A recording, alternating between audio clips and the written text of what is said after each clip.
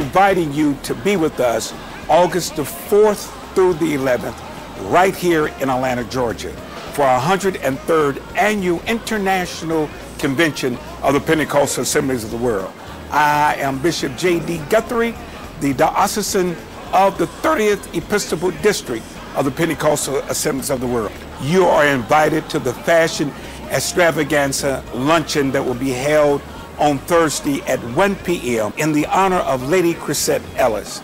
Also, you are invited to attend the celebration for Bishop Charles H. Ellis III, our presiding prelate, and his beautiful wife that will be held on Friday.